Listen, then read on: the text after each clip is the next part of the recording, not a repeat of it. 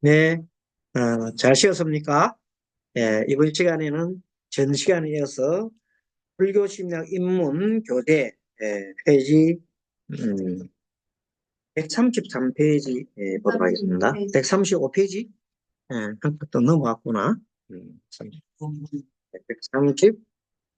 130페이지 맞습니다. 감정과 융합에 대한 공부. 135페이지. 먼저 공유를 좀 하겠습니다.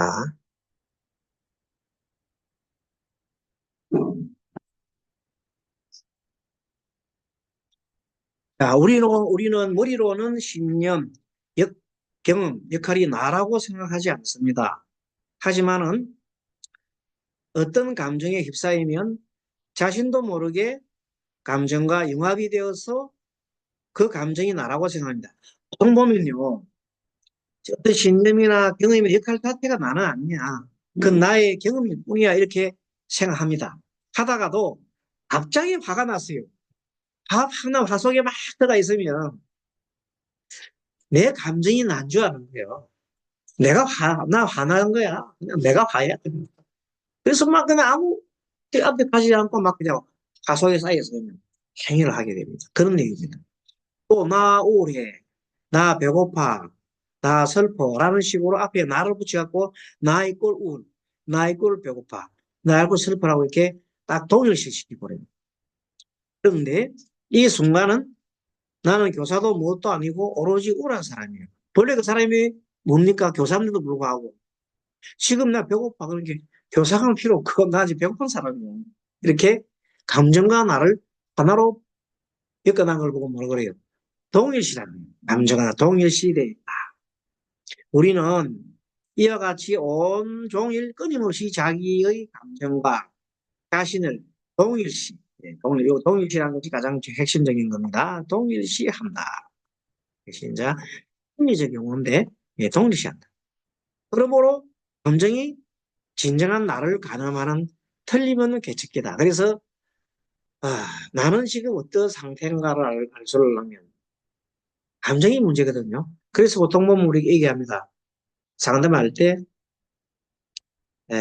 손님 아니면 뭐 스님 같으면 불자님 지금 어떻습니까? 지금 현재 감정이 어때요? 지금의 느낌이 어때요? 이렇게 물어봅니다. 어? 불안해요. 우울해요. 힘들어요. 이런 얘기를 합니다. 그난 다음에 이제 그난 다음에 상담을 해 갑니다. 그럼 상담을 해 가다 보면 그 사람이 우울한 원인을 알지요. 슬, 또 그 슬픈 원인을 알잖아요. 그래 얘기를 하는 순간 자기 자신이 그래서 내가 이렇게 때문에 내가 우울했네요. 그렇기 때문에 마음속에 슬픔이 많았네요. 하고 스스로가 자신을 진단을 하고 알아차게 됩니다. 그런 순간 그 우울한 감정이나 그다음 슬픈 감정이 해소가 됩니다. 완전 해소는 아니지만 일부 해소가 됩니다. 그러고 난 다음에 이제 상담을 하고 난 다음에 물어봅니다. 어떻습니까? 지금 감정이 어떻습니까? 뭐 맞은 것 같아요. 있잖아요. 네. 그렇게까지만 하더라도 그게 상담에 굉장히 성공적인 상담이거든요. 그러면 또 마음에서, 어, 마음이 치유라는 것은 꽉 막힌 어떤 마음 뚫어주는 거예요. 해소해주는 거예요. 그러면서 이제, 뭐, 다음에 뭐 어떤 이혼 문제, 그런 문제 같은 경우도 선생님 어떻게 얘기하냐면, 지금 그 사람을 헤어지려고 하는 이유가 뭐냐? 왜 헤어지려고 하냐? 그럼 자기 나름대로 막 얘기를 해요. 어쩌고, 뭐, 대개 보면 그 경제적인 문제 또는 성격 문제 막 나와요. 그 사람이 또 뭐, 남자의 어떤 부정적인 행위라든지 이런 막 나온다고. 그런 걸 다 들어주는 거예요. 다 들어주는데, 그러면 본인이 어떻게 하면 좋겠습니까? 하면 뭐 이렇게 저렇게 막 얘기합니다. 그랬을 때, 본인이 그런 얘기를 다 들어주면, 새로 잘 수 있을까요? 물어보면, 아니, 그건 싫어요. 근데 싫어 이렇게 어떤 이제 끝까지 가는 사람은 그렇게 해요. 되게 안 살라고 했기 때문에. 그러나 좀 마음에 좀 일하면서 그래 뭐그 정도 해결하면 내가 뭐왜 굳이 뭐 해결하려 이렇게 하잖아요. 그런 사람은 아직까지 이혼할 때가 아니에요. 그러나 이혼할 때 다 된 사람은 전 얘기를 대도 그냥 안 하려고 합니다. 그렇게 볼 때, 그럼 과연 이혼했을 때, 어, 뭐 행복할 수 있을까? 또, 본인 두 사람 이혼했을 때, 아이들은 어떤 감정이었을까? 아이들은 어떤 감정이었을까? 물어봅니다. 또, 이제, 이게 또, 딸이 이혼했을 때, 그 전에 엄마가 이혼한 경험이 더 많아요. 대개는 많아요. 한 80%예요. 되게 엄마 이혼은 딸아들도 응, 응. 그게 평균 통계치가 한 80%, 80%.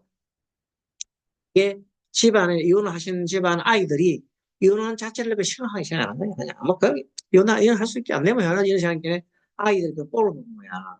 그래서 외국에서도 그런 이미 이혼하는 가정의 자녀들이 이혼을 많이 한다는 통계가 이미 나와 있어요. 공약적으로. 우리나라도 예외는 아니에요. 그게. 그러니까 이제 그런 것도 상하고, 근데 어쨌든 마음의 치유를 위해서는 좋다 나쁘다 아닙니다. 안 되면 이혼할 만하면 이혼하는 거지. 옛날처럼 꼭 뭐 그렇게 살아가는 건 아니죠. 근데 어쨌든 그러더라도 마음의 응어리는 풀고 해야지. 그래서 어떻게 선생님이 얘기하냐면, 좋아요. 그럼 둘 다 결론적으로 남편의 입장에서 생각해 보셨습니까? 뭐 남편의 입장에서. 한 번도 생각 안 해보는데요. 이래 할 겁니다. 그럼 내가 남편을 생각하고 얘기를 해볼까요? 그래 보라. 쭉 남편에서 얘기 줍니다. 그래 보면 자기가, 그래, 되게 알잖아요. 일종 역할들이야, 역할들.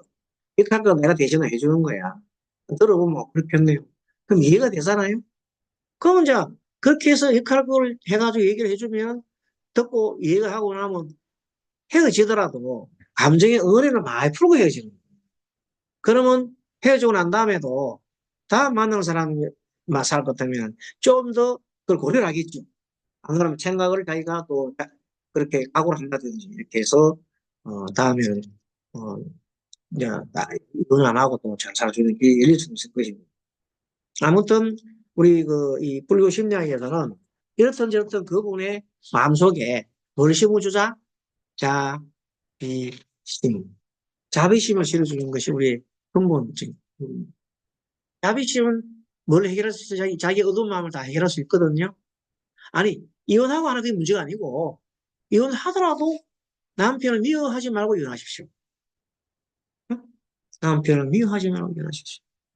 그런 전제를 두고 하면, 그러면 어떻게 내가 뭘 해? 용서를 해? 이런 사람이 있거든요. 그래서 쉽지는 않아요. 그러나, 용서를 안 하면 자기만 손해. 용서를 안 하면. 우리 같은 경우 응, 지금 이 둘째들이 이혼 소송 중에 나가지고 제가 응, 데려다 길다 응, 올해 초등학교 입학하면서 갔잖아요. 응, 근데 이혼하고서는 애초에 집을 사줬었는데 응, 그걸 이제 소득 때 강도소득 때 문제 이런 게 있으니까 2년을 가서 오피스텔 살게 시키고 집에 딱 들어갔는데 응, 집에 들어가는 날 걔가 응, 아파트를 딱 저고 신랑하고 반씩을 반을 받았었더라고요. 응, 그래서 애가 우리 애한테 다른 여자가 저러는 걸 계속 바꾸고는 이혼하게까지 됐었는데 이분의 일 되고 했으니까 남- 남편도 뭐라고 했었고 아들도 그러고 이제 괴치한 거지. 그래서 내가 그랬어. 애를 이렇게 입고 애를 줬으니 요즘 애 못 나오면 애 날라고 하면 2억도 들고 막 이렇게 하더라. 그러니까 이쁜 보물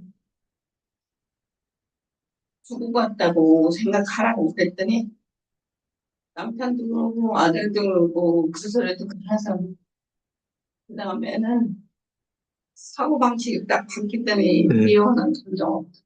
응. 그래서 어쨌든, 그래서, 이혼하더라도, 이혼하는 거 좋아. 저들의 기준. 하지만 이혼하더라도 서로 미운 감정만 사라지고 나면 서로 행복해질 수 있어요.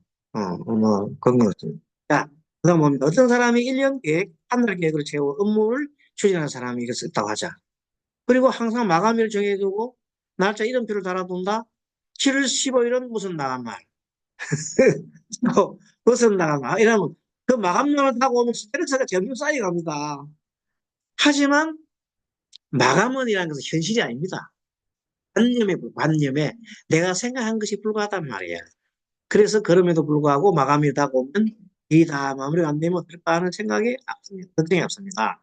그래서 문제는 마감이 아니라 근심이 문제죠. 근심이 문제인 것이다. 이 근심은 어디서 오는가? 마감일을 지키지 못한 나의 역할에 손상이 간다는 생각 때문입니다. 그렇죠? 마감일을 지키지 못하면 나의 체면이 뭐야? 체면, 역할. 내 역할에 손상이 간다는 거예요. 나의 능력에 대한 평가 두려운 것이요. 예? 다른 사람이랑 나의 평가 두렵다. 이 일로 내 경력에 손상을 입어 동감형의 개인적 만족감을 잃게 되는 것은 아닌가라는 생각이다. 내 근심의 뿌리는 같이 읽으면 뭡니까? 내 근심 뿌리는 뭐예요? 내 근심 뿌리는 특정한 정체성을 둘러싼 욕망과 반감, 특정한 성과에 대한 집착이다. 그런데 이 근심은 파고들면 결론적으로 불안한 감정이다. 이 불편한 정서인 불안이란 감정에서 일어나는 겁니다. 네? 그 감정이라는 것을 우리 감정을 정서라고 하는데 이 정서와 내가 동일시하는 겁니다.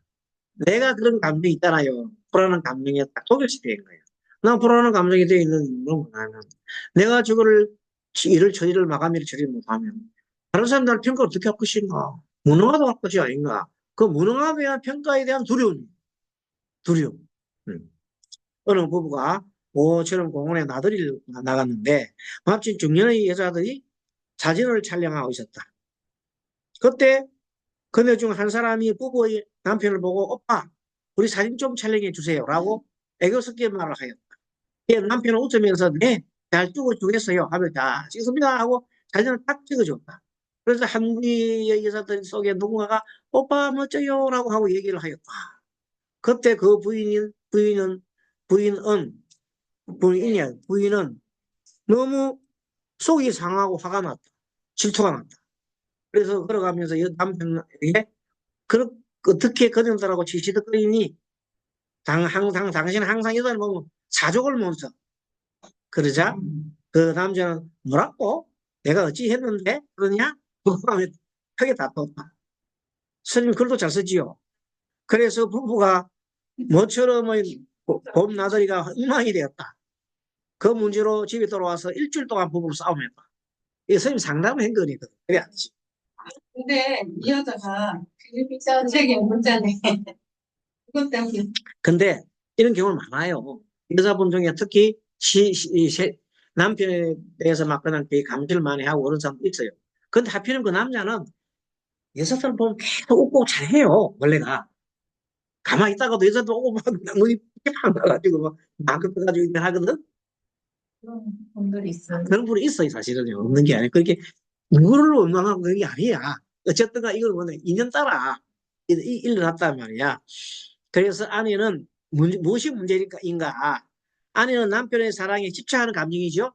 감정입니다. 또 남편은 뭐요? 여자의 관심이 많다는 생각. 남편의 감정과 입장을 생각하지 않고 내 입장에만 생각한다. 그러니까 여자는 남편의 기분을 생각 안 하고 자기 기분만 생각해서 남편이 욕했죠. 그동안 남편이 나에게 했던 사랑의 행동. 그동안에 남편이 평상시에 아내를 사랑의 행동 있을 거 아닙니까? 그렇게 하나도 안 남는 거야, 안 하고. 그 여자들한테 하는 행동만 머릿속에 딱 남아 있어가지고 공격했다는 겁니다. 이 남에게 하면 어때나 하는 생각으로 순간 질투 감정이 나는 것이다. 남편 오빠라고 부르는 여자들에게 호감을 가지 아내의 감정과 입장을 생각하지 못하고 내 기분, 내 입장을 생각하여 다른 여자들 앞에 약간 명심이가 발동한 것이다. 그러면 예를 들어 찍어줄게. 그냥 알아서 하면 이렇게 찍으면 되는데 잘 찍어줄게 보세요 하면서 막 호흡 잡으면 되겠지. 그러니까 그걸 보고 부인이 이제 상당히 그 했잖아요. 이렇게 서로서로 좀 상대를 생각한다. 그럼 너무 교훈한 것 같아, 그죠? 근데 부인이 옆에 있으면 조금 예의를 차려야 되는. 부인이 옆에 있으면 좀 예의를 지키면서 이렇게 내가 틀렸겠어. 우리 이 집사람이 사진 참 잘 찍습니다 하고 자기가 안 찍어도 돼요. 네. 엘리베이터를 이제 부부가 탔는데 싸우는 게 있었어요. 어떤 몸매가 예쁜 여자가 탔나 봐요. 어. 남편을 딱 봤더니 남편 눈이 반짝반짝하면서 이렇게 탔나 봐요. 왜 봤어요, 거겠죠. 그 싸웠다고. 그 많이 싸워요, 그렇게. 왜 그렇게 봐? 남자들 왜 그렇게 눈을 봐? 하면서 근데 그렇게 남편 말은 맞아, 맞아. 내 눈도 함부로 너가 관리해야 되냐? 내 눈도 관리해야 되냐? 그러면서 이제 그래, 맞아. 내가 눈으로도 그렇게, 예를 들어서, 그냥 본 건데 뭘 자, 그렇게 이런 분들은 그 딸이 있잖아요. 딸. 이분의 딸도 근데 엄마 닮았어. 그래가지고, 이제 딸하고 엄마하고 아빠가 세 사람이 차를 타고 가는 거야. 쫙 타고 가는데, 봤더니 옆에 외국인 여자 있잖아. 몸 탁 빠지는데, 이제 이쁘대서 금발을 막 넘나면서, 신체가 딱 보니, 쫙 보이고 남편이 왜 보거든. 그걸 딱 보는 순간 딸이 딱 봐서, 아빠! 어디 봐! 아, 어. 그 뭐냐면, 엄마를 대신해서, 딸이 엄마를 대신해서 그러는 거예요. 이 제리가 되는 거예요. 어쩔 수 없어. 그건 뭐, 예, 그렇다 하는 겁니다. 그건 심각한 게 아니라, 그런 입장의 문제라는 겁니다. 자, 이 정도를 생각하면서 우리는 뭐냐면 다 이해해 줍시다 하는 겁니다. 어떤 경우, 그래서 여유로운 시간에 마음의 7분. 자, 우리 이제 지금 마음 올리는 시간입니다. 편안한 자세로 갖추시고요. 자, 다리를 편안하게 하시고, 자, 숨쭉 들어 마시고, 내쉬고, 자, 코로 숨 들어 마십니다. 코끝으로 응시하면서 내쉬고, 숨 쭉 깊이 들어 마시고, 천천히 내쉬고, 다시 한 번 더 숨 들어 마시고, 내쉬고. 자, 계속해서 호흡을 하면서, 스님의 멘트를, 예, 들어봅니다. 당신이 여기에 있는 이유는 무엇인가? 나는 여기에 있다. 왜냐하면, 라는 식으로 대답합니다. 각각 한번 해보십시오. 나는 여기에 있다. 왜냐하면, 음, 공부를 하기 위해서다. 뭐, 그렇겠죠. 네. 나는 여기에 현재 있는 이유는, 어, 알아차림에 의해서, 좋습니다. 오늘 아침 식사를 하기 전에 돌아가 봅니다, 여러분들. 오늘 아침 식사를 하기 전에 돌아갑니다. 나라는 존재는 어떻게 이루어졌나요? 한번 생각해 보십니다. 나라는 존재는, 아까 전에 나라는 존재는 오온이라고 얘기했습니다. 그럼 생각해 보십시오. 뭔가 마음으로 되어 있다고 얘기했습니다. 어제 지친 몸으로 하루를 마치던 때를 떠올려, 어제 주무실 때 어제 지친 몸으로 하루를 마치던 때를 한번 떠올려 보십시오. 나라는 존재는 어떻게 이루어졌나? 역시 가만히 생각해보면 생각할 수밖에 없는 것이 오온이더라. 몸과 마음이더라. 지쳐있던 나는 누구였나? 지쳤던 나는 누구인가? 내 몸이었던가? 내 마음이었던가? 아니면 몸과 마음이 함께하였던가? 나라는 사람을 한번 생각해 봅니다. 이제는 호흡을 계속하면서 어린 시절로 한번 돌아보면 유년기 때 소꿉장난할 때 한 때를 떠올려 보십시오. 각자 유년기가 다 다릅니다. 소꿉장난할 때 한 7살 때 정도의 시절로 돌아가 봅니다. 이때나 무엇이 떠오르는 걸 가만히 생각해 보시고 나중에 한번 나누어 해보겠습니다. 가만히 생각해 보십시오. 유년기 때 한때 뭐가 떠오릅니까? 뭐든 좋습니다. 머릿속에 탁 떠오르는 걸 생각해 보십시오. 진심으로 느끼고 했던 마음을 한번 얘기해 봅니다. 그리고 나의 어떤 경험을 창조한 조건들이 무엇인가? 왜 그런 생각들이 일어났을까? 왜 그런 생각이 일어났을까? 하고 생각합니다. 자, 그 다음에 나는 부모님과 부모님에 의해서 태어났습니다. 그럼 태어난 시기로 한번 돌아가 봅니다. 내가 태어날 때, 어머니 뱃속으로부터 태어날 때, 나는 어떤 느낌을 가지고 이 세상에 태어났을까요? 이 경험 속에서 몇 번 한번 물어보세요. 나는 어머니 뱃속에 나오면서 이 세상 나올 때 어떻게 했을까요? 한번 생각해 보세요. 지금 나는 어디서 왔는가? 현재의 느낌, 현재의 나를 형성하는데 어떤 요소들이 있었을까?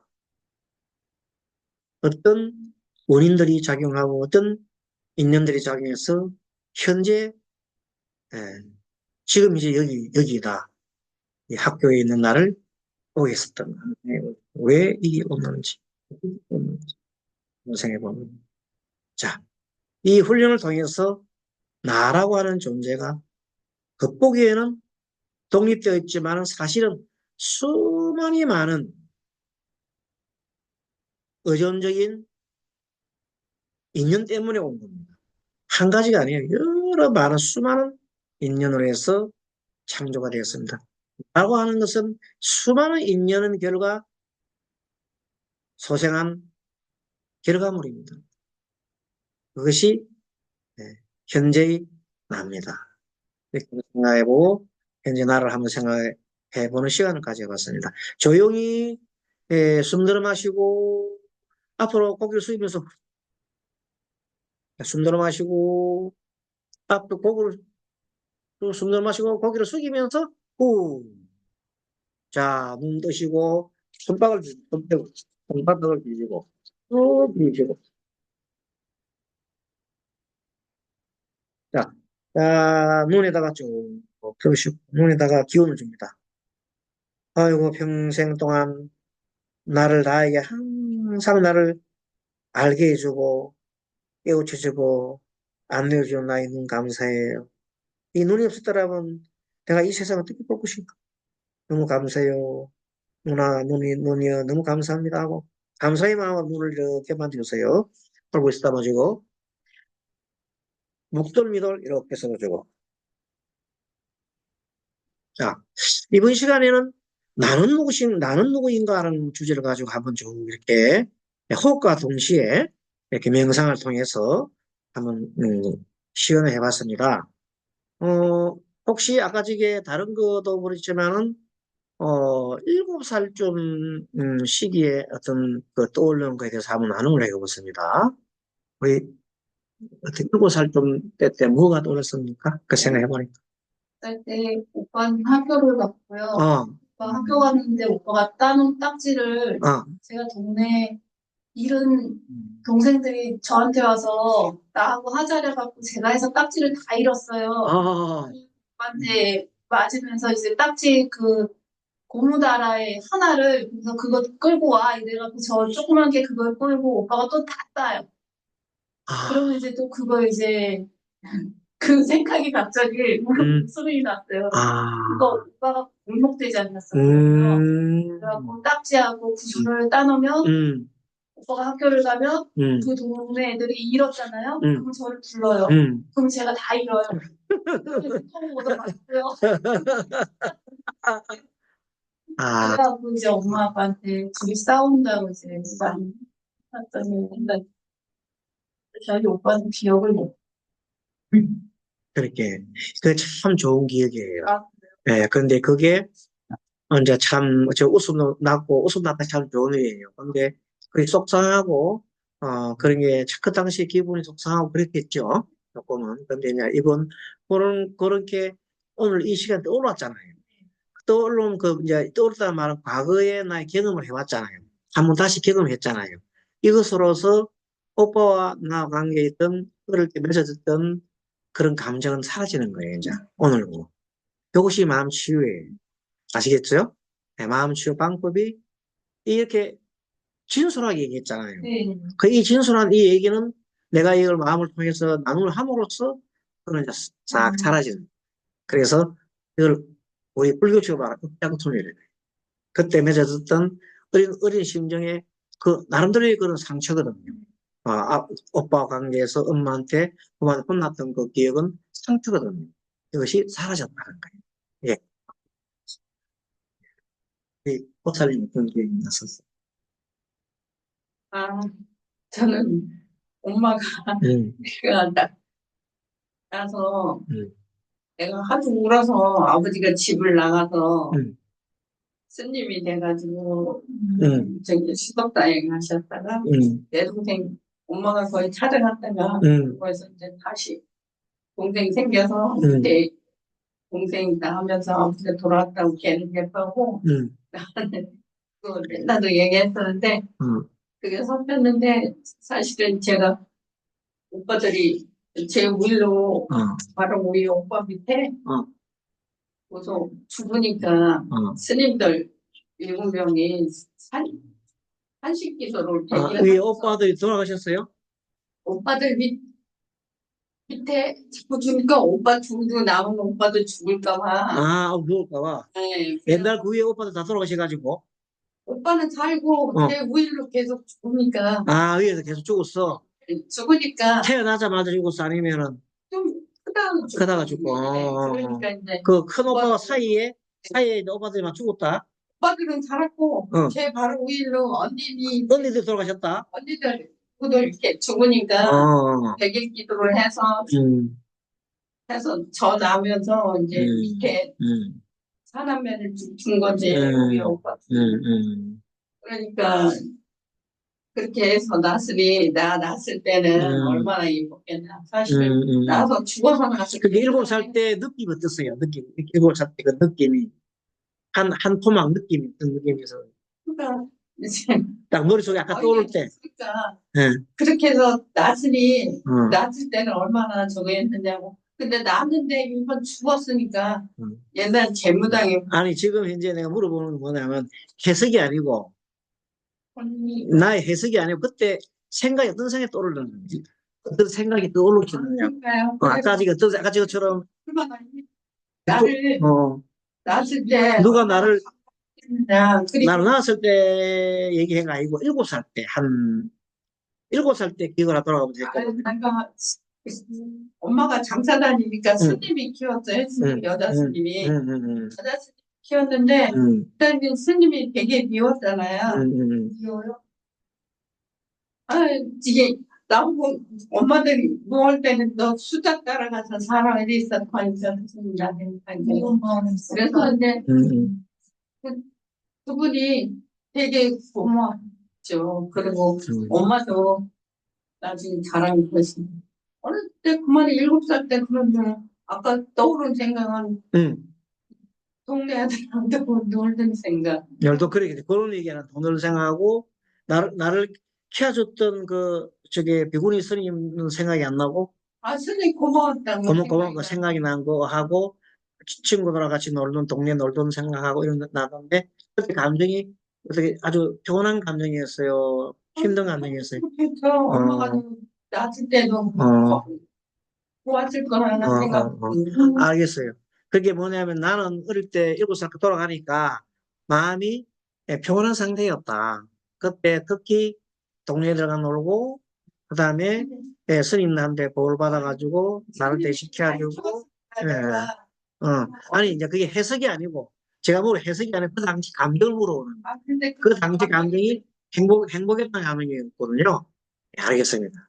잘 알겠습니다. 그 다음 우리 7살 때 정도 돌아갔을 때 어떤 감정이 들었어요? 저희 아버지가 지금 사업에 실패하셔가지고 아, 집안에 막 빚쟁이들 쫓아오고 이래서 어쩔 수 없이 저는 할머니 집으로 할머니 집에. 그래서 맨날 초하루마다 그냥 혼자 할머니 절에 갔다. 저희 같은 생각. 그래 가면 이제 거기 아, 굉장히 추가했던 중학생 형이 있는데 그 형이랑 맨날 그냥 산에서 막 산타기 타고 막 둘이 놀다가 하루는 제가 어머니가 되게 보고 싶다고 막 울었더니 그 형이 데리고 어쨌든 그 터미널까지 간 거예요. 대책 없이. 거기서 뭐 어떻게 버스를 타려고 하다가 어떻게 못하고 그냥 거기서 저 스님한테 잡혀가지고 혼났던 기억도 해요. 어쨌든, 이제, 이 기억, 읽었을 때 기억이, 집에 어려움이 있어가지고, 절에 이제 막혀졌는데, 그 위에 그 스님 된 분하고 아주 잘 지내고, 그래가지고 엄마가 보고 싶어서, 갔다가 다시 돌아왔다. 돌아왔을 때, 우리 큰 스님께서 헌을 해주신, 어쨌든 나름대로의 그 당시에 기억이 있잖아요. 이런 기억들이 이제 오늘 직면했죠. 그렇게 함으로써 그 당시에 스님한테 좀 무서운 감정도 있고, 좀, 그 스님한테 좀, 그 당시에 좀 미운 감정도 있겠지. 그런 감정, 이런 것들이 이번 오늘 이 시간을 통해서 재경험을 했잖아요. 재경험. 이걸 재경험이에요. 재경험을 통해서 이제 사라지는 거예요. 네, 그러므로 그런 업력은 이제 사라지는 거예요. 알겠죠? 네, 이런 식으로 과거 기억을 명상 중에 일어나는 이런 과학이 좋은 감정도 좋고 어떤 감정이든 간에 측면도 지금은 제가 7살 때 얘기를 해서요. 근데 앞으로 점점 내려갈 거예요. 점점. 그래서 아주 우리 집중적으로 명상 수행을 깊이 하면 나중에는 계속 내려갈 수 있어요. 나중에는 내가 태어날 시점까지 내려갈 수 있어요. 그때까지는 우리 공부를 좀 더 해야 돼요. 알겠지요? 명상을 하면서 과거로 돌아가 보면서 나를 이해를 한다 이겁니다. 자, 이렇게 조금 더 진도 나갈게요. 자, 그렇게 해서 이번에는 번뇌 조절.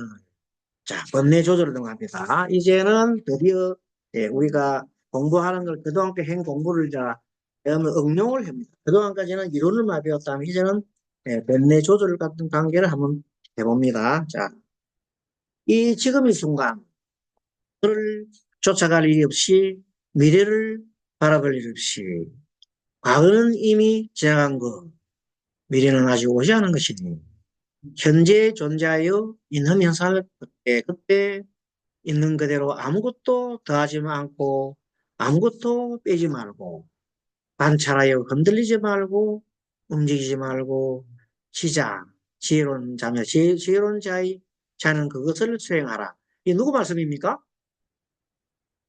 부처님 말씀이죠. 예. 자, 다시 봅니다. 같이 함께 읽어봅니다. 과거를 쫓지 말고 미래를 바라지 마라. 과거는 이미 지나갔고 미래는 아직 오지 않았다. 다만 현재의 법을 그때그때 관찰하고 초조하지 않고 흔들림 없이 그를 잘 알고 닦아 익혀라. 네, 다만 오늘의 할 일을 열심히 하라. 누가? 내일의 죽음을 알리요. 진실로 저 죽음의 대군과 만나지 않으리란 보장은 없다. 이와 같이 살며 열심히 밤낮으로 태만하지 않는 자, 사람들은 그를 일러 일야 현자, 적정자, 정묵자라고 부른다. 한마디로 성인이라고 봅니다. 마치지마 니까야의 등입니다. 마치지마 니까의 131경에 일야의 현성경이라는 경에 나옵니다. 부처님 말씀입니다. 자, 불교는 매일 하루하루 단위로 사물을 생각하는 것이 아니라 일일시호일 날마다 계속 날마다 좋다는 겁니다. 그래서 좋은 날. 그래서 일일호실에서 날마다 좋은 날입니다. 위 원문은 일야 현자가 이 일순간에 집중하는 것으로서 해서 얻는 희열감을 뜻하는 겁니다. 항상 현재 이 순간에 집중을 하면서 모든 것을 집중하고 하는 겁니다. 그래서 찰나찰나 이 일순간의 현실에 의식을 집중하는 것이 도를 닦는 가장 좋은 일이다. 예를 들면 지금 이 순간에 호흡을 놓치지 마는 것. 지금 숨을 쉬고 있는가 내쉬고 있는가. 우리 아까 해봤지요? 그 호흡은 긴가 짧은가. 혹은 지금 이 순간 책장을 넘기고 있는 이 손의 감촉은 어떤 건가. 그리고 그것으로 인해 지금 이 순간 그 안에 내가 머물고 있는가. 놀고 있으면서 일을 하고 있으면서도 밥을 먹고 있으면서도 이 순간에 완벽하게 집중할 수 있다면 내가라는 때 모든 감각이 넓어지고 나라는 생각이 넓어지고 이 말인가? 와 지금이라는 감각이 문을 열고 온다. 이것이 희열적 완벽에 찬 행복감이라는 것이다. 이것이 꼭 봉의 입구다. 이 말이 뭔가 하면 우리가 내가 하고 있는 현재 이 시간 현재 이 시간 하나하나에 내가 정성을 다할 때, 자, 핸드폰을 들잖아요. 핸드폰을 들 때 내가 이 핸드폰을 정성을 다해서 이렇게 보는 거하고 그냥 씩 보는 거하고 차이 나는 거야. 마음을 여기다가 집어넣으면 정성이 들어가. 다시 말합니다. 뭐든가 마음을 넣으면 정성이 들어갑니다. 그게 걸음 한 걸음 걸을 때도 한 걸음 걸을 때도 마음을 넣어서 왼발, 오른발, 왼발, 엄마, 엄마 이렇게 하면서 항상 뭔가 내가 행동할 때마다 내 마음을 넣으라는 거예요. 집중을 하라는 거예요. 컵을 들어도 내가 컵을 들고 있네. 들어왔네. 마시네. 이렇게 이런 식으로 집중을 하면서 무슨 행동을 하더라도 나를 늘 관찰하면서 해보는 버릇을 기르는 것이 이 현재 이 순간에 내가 집중하는 겁니다. 이렇게 자꾸 하다 보면 어떤 생각이 있냐면 내가 어떤 마음이 들잖아요. 마음이 일으키잖아요. 그럼 어떤 마음을 일으킬 때 어떤 마음이, 어떤 패턴이 있잖아요. 어떤 느낌이 일어나는 걸 알아요. 어떨 때는 왜 일어나는 우울한 감정이 일어나지? 어떨 때 기분 좋은 감정이 일어나지? 이런 게 이제 알게 되는 거예요. 그러면, 이 우울한 감정 어디서 왔지? 이런 것도 알 수 있고, 그게 원인과 결과를 저절로 찾아가는 것을 보고 지혜가 열린다는 거예요. 자, 지혜의 열림은 뭐냐면, 원인과 결과가 명확하게 나타나는 현상이 지혜가 열리는 거예요. 이 세상의 모든 것은 원인과 결과가 이루어지거든요. 근데 보통 때는 우리가 그냥 아무 생각도 없이 그냥 막 생각하고 말하고 막 이런다고. 근데 내가 말할 때도 말하고 싶을 때가 있어요. 그럼 뭔가 얘기할 때 의도가 있어, 의도가. 어떤 의도로 얘기하려면 저 사람을 내가 설득해야 될지, 내가 지나게 해야 될지, 뭔가 어디로 가서 얘기하거든요. 그럼 미리 알고 얘기하면 굉장히 좋아요. 그러면 상대한테 실수 안 한단 말이에요. 또 나한테도 좋고. 상대도 좋고 나도 좋은 말을 내뱉는 순간 그것이 부처님의 행동이에요. 부처님은 얘기할 때 나도 좋고 상대도 좋은 얘기만 하는 거예요. 당시간. 응? 그런 얘기를 계속 하는 사람이 부처라고요. 그래서 그런 걸 따라가는 건 우리는 저를 닮아가는 길이고. 그래 하려면 어떻게 해야 되겠어요? 내 마음을 알아차리면 돼요. 그렇지 않고는 그걸 도달할 수 없는 거예요. 그래서 늘 이 현재의 마음에 집중을 하고 현상에 집중하고 내 생각에 집중하는 순간 내가 갖고 있는 생각이 내면적으로 바깥도 중요하지만 내 내면적으로 어떤 생각이 일어나는 것을 탁탁 내가 알아차리는 거예요. 어떤 마음이든 간에 어떤 마음이든 간에 그것을 알아차림하고 집중할 수 있으면은 공부가 많이 된 그렇게 많이 되고 나면 이제 하는 행동 하나하나가 이제 항상 보면 부처님 같이 이제 말하게 되고 부처님을 생각하게 되고 부처님을 행동하게 되는 거예요. 그게 수행이라는 거거든요. 예. 조금 맛을 알겠습니까? 깊이는 모르겠지만은, 예, 그게 수행하는 법입니다. 여기 계속 불교 입신력 입문에서, 자, 일의 입구 보겠습니다. 2번. 일의 입구는 욕망이라는 겁니다. 하고 싶은 거. 일의 출구는 알아차림입니다. 일의 입구는 뭐예요? 욕망. 출구는 뭐예요? 알아차림. 알아차림하는 순간 그 욕구가 딱 끝나는 거예요. 이런 입구는 뭐냐, 욕망할 때는 내가 뭔지 모르게요, 그냥. 욕망할 때는 나도 모르게 욕망이 꺼리는 거예요. 그러나, 딱 알아차리는 순간 거의 딱 끝나는 거예요. 그래서 알아차림은 이런 출구다. 무엇인가 일을 시작할 때는 욕망이 때까면 하고 싶은 의욕 때문에 하는 겁니다. 그러나, 일단 일을 시작하면 그것은 하고 싶은 일을 떠나 해야 할 일로 변합니다. 일단 처음에 시작할 때는 모르돼요. 하고 싶은 일이지만 계속 그 하고 싶은 일을 계속 하게 되면 이제 해야 될 일이 변한다는 거예요. 해야 할 일. 그렇지.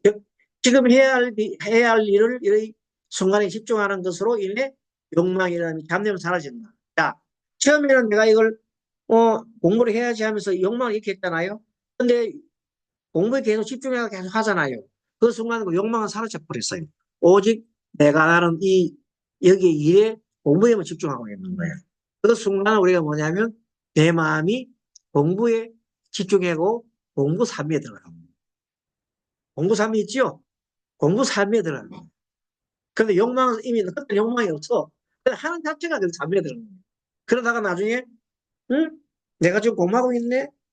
응? 시계 봤더니 지금 10분 후에 마쳐야 돼. 이런 식으로 딱 알아차릴 순간 끝난단 말이야. 나는 지금 현재 공부를 계속 강의를 해야 된다고 처음에 이렇게 해서 욕망 때문에 이렇게 욕구를 이렇게 했잖아요. 근데 강의를 계속 진행하는 순간 나는 그 잊어버렸어. 근데 어제 강의에만 집중해갖고 나는 하다 지금 이제 보니까 10분 후에 쉬어야 됐구만. 이런 생각이 나오는 거예요. 그러므로서 그 욕망의 출구는 어디냐? 알아차려.